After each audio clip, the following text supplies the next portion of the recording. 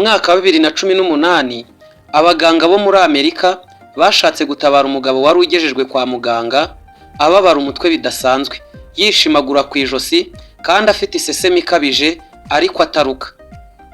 Bamucishije mu cyuma cya CT scan, bapima inkari n'umuvuduko w'amaraso, bagera ku mwanzuro ko nta burozi yari yariye cyangwa akaba yararwaye izindi ndwara, ahubwo yari yariye rumwe mu nsenda zikarishye cyane ku isi.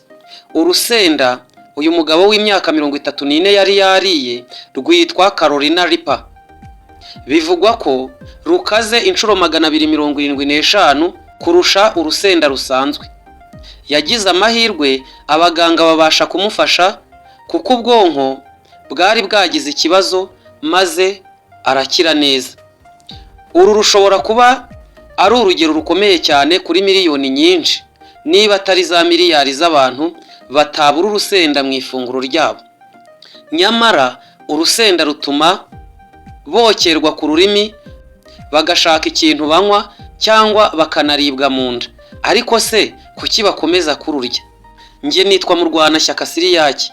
Kuki turya ibiryo biri mu rusenda kandi ruryana? Reka tubivugeho muri iki kiganiro, mbahaye ikaze.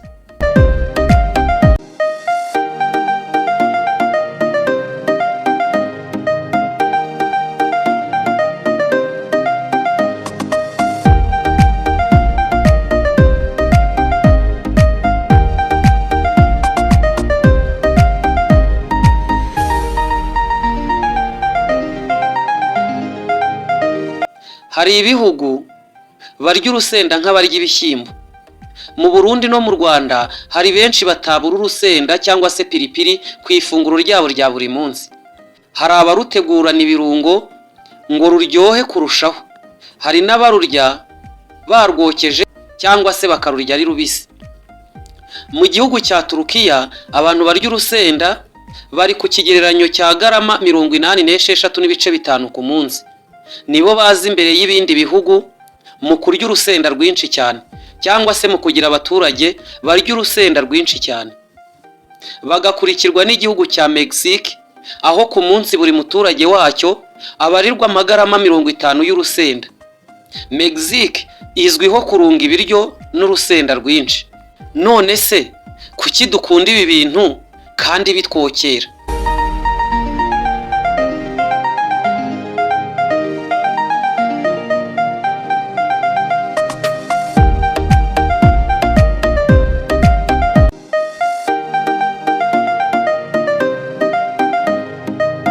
Abantu bakunda urusenda ku buryo bamwe banabikoramo ubushakashatsi.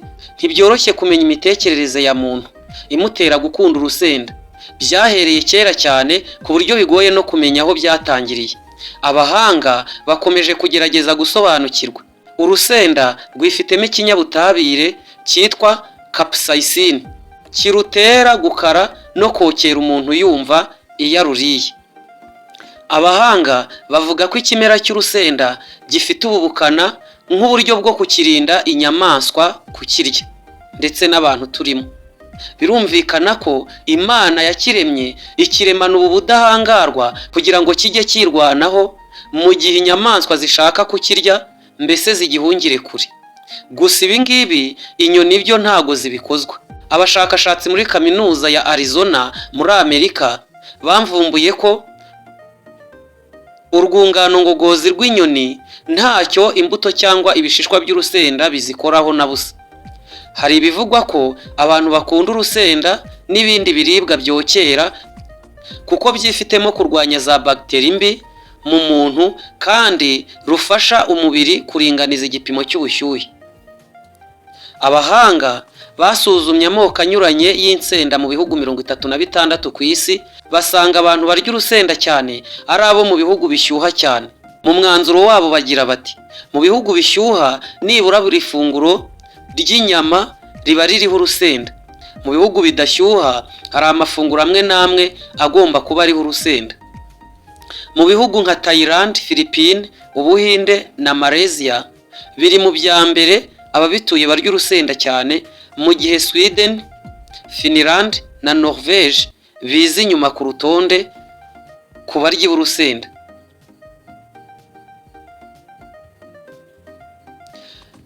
Ibi biruko mu gihe mu Bushinwa mu mujyi witwa Hangzhou hahora haba amarushanwa ngarukamwaka yo kurya urusenda.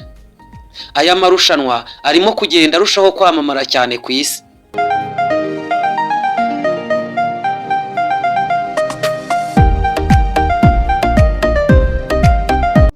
Umuhanga mu bumenyi bw'ibiribwa Kaori Okono we asobanura ko kimwe n'ibisheke n'ibirayi urusenda narwo rwari ikiribwa kitazwi mu myaka magana mu Burayi. Gusa ngo kuva abantu ba mbere bavuye i Burayi bageze muri Amerika na Aziya, mu bya mbere bagarukanye harimo urusenda. Paul Rose, umwarimu muri kaminuza ya Pennsylvania muri Leta Zunze Ubumwe za Amerika, avuga ko yagize iki gitekerezo abonye ko hari abantu benshi cyane batarya urusenda. Yafashe abantu banyuranye abahaga insenda zitandukanye kandi zikarishye kugeza ku zo badashobora kwihanganira uburibwe, maze agenda abaza buri umwe urwo yakunze kurusha izindi. Abenshi bagiye basubiza ko urwo bakunze urukaze kurusha izindi babashije kwihanganira. Bwana Rose yaragize ati, abantu nizo nyamaswa zonyine zishimira ibintu bitari byiza muri karemano yabyo. Ubwonko bwacu bwamenyerejwe kumva ko nta kibazo nubwo bwose umubiri wacu waba uvuga ibitandukanye.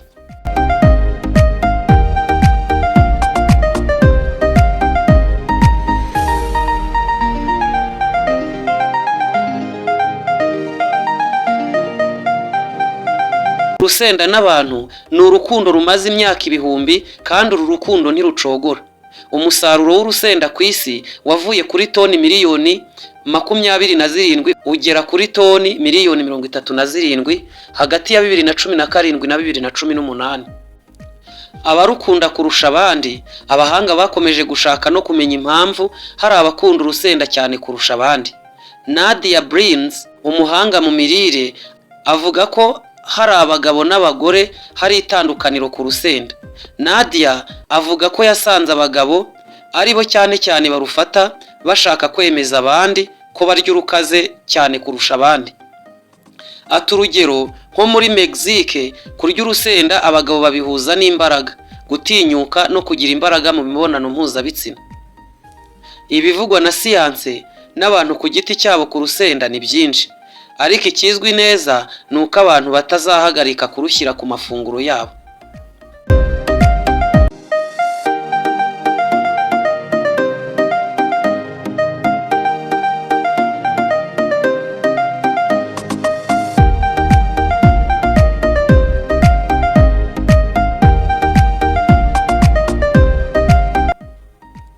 Nshuti bakunzi bacu, tugeze ku musozo w'iki kiganiro. Tubonye neza ko ubucuti bw'umuntu n'urusenda ari ubucuti bumaze igihe kinini cyane kandi ngo budateze guhagarara vuba aha. Mbashimiye ko mwaduhaye umwanya wanyu mukadukurikira. Ibiganiro byacu byo nakagaruka. Ndabashishikariza gukurikira ibiganiro twashyize kuri iyi channel. Nge ni Murwanashyaka Siriyake, naho ubutaha.